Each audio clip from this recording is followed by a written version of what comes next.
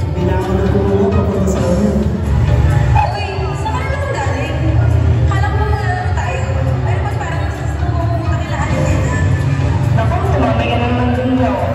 Sabihin mo na sa kanya na gusto mo siya. Kala ko ba detective ka na? Uy! Baka marinig niya. Tara na! Uy, yan si Nico. Lagi na lang nasa puntahan ni Alina. Wala na kung ibang lugar.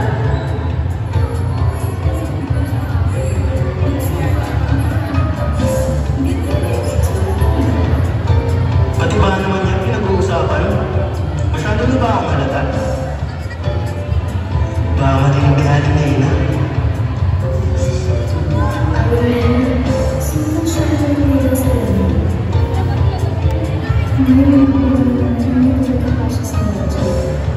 Yeah, ano naman masama sa simpleng buhay eh. Sa tamang pagkakasundo, darating din ang tamang pagkakataon. Pero Alina, gusto ko na kasi nung matamis. Gusto ko na makabigyan ng candy. Balik ka dito ha. Ha? At huwag mo namang madaliin. Kasi sa tamang panahon, makuha mo sa muli. At kapag handa ka na, mas matamis makakuha mo. Salamat po, Aling Nena. Sana maranasan ko rin ang tamang oras. Baka kailangan ko rin maghintay. Siguro nga, kung tamang oras na hindi mo naman ulit, kundi nakukuha sa tamang pagsubok na nagbabalik ng sulit.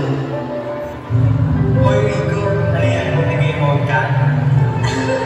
Akala ko ba gusto mo naging aswala? Ba't parang ngayon yung may drama ka lang? Oh, ano tayo rin telenovela mo? Parang gusto mo panoorin. Wala kayong sawa sa kwento at biro eh, no? Pero may katotohanan nga siguro sinasabi niyo. Masyadong maaga pa para magduda at masaktan. Kailangan ko muna maghintay sa kanya. Basta, di pa tapos ang kwento ko. Pagsisimula pa lang. Dahil sa tamang panahon, may next screening pa ako. Next screening? Eh baka next century pa yan? Sana ano lang talaga may tamang oras mo. Pero kung seryoso ka, gawin mo kong movie, hindi lang teaser.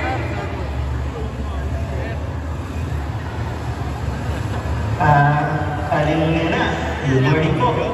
Pwede po ba makabili ng candy? Aba, Nico! Aga mo ata bumili ng candy. Ay, gusto ka? Parang candy lang po muna. Nag-crave lang po ako eh. Iyo, tungkol ba ito, Julia? Paisip ko lang ha, may matawid na emosyon niya na yung mata kapag tinitignan mo siya. Opo, may gusto po ako iparating kay Julie. Pero hindi ko alam po kung paano. Ano naman, narinig ko. Pero, kaya naman mahintay. Bakit po? Kung gusto ko siya ligawan, ba't kailangan pa maghintay? Iyo, si Julia. Pupunta sa Canada. Kailangan niya mag-desisyon kung anong gusto niya sa kanyang buhay. Canada po? So, aalis po siya? Magandang umaga po, Alina. Pabili na ako ng isang coffee powder. Mukhang masaya ka. May magandang balita. Opo, nagpunta po kasi ako eh. At lipat na rin po ako sa Canada. Canada? Malayo na. Opo, experience na ako eh. Pero gusto ko po simula ng bago. Parang paglahat pa lang po, di ba? Minsan, ang buhay parang ang bago ng buhay. Kailangan ng cleansing para sa bagong simula. Ha? Cleansing? Paano yun? Diba, Alina, the coffee powder that helps to cleanse to make things fresh again. Para sa buhay, minsan, kailangan mo lang malagyan ng mga bagay na hindi na makakabili sa iyo para magbigay daan sa bahay. Siguro nga, Iha. Kailangan mo mabukas ng bagong pagkakataon. Bawat pagdadaanan, may bagong simula. Ako, siguro, iba, di ba magkakataon na hindi ko bibili sa iyo hindi ako. Pero, dahil ko din naman, hindi mo lang naman. Salamat sa paalala mo, Iha. Salamat din po, Alina. Hindi ko yung ngayon.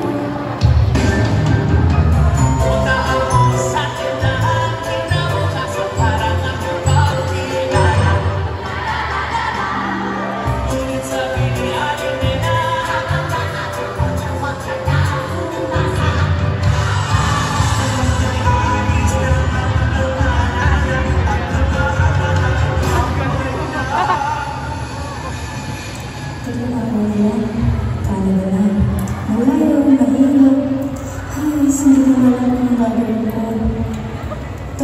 ang sarili mo, Julia. Ano bang mas mahalaga sa'yo? Pangarap o yung nararamdaman ng puso mo? Kung seryoso ka sa pangarap mo, nandito lang kami. Kung susunod ka naman sa puso mo, susuportahan ka rin namin. Basta ha, huwag mo lang gaya yung love life ko, Julia. Sakit eh. Iniwan mo naman para sa iba. Sabi mo naman, pero tama na kayo. Kailangan mo na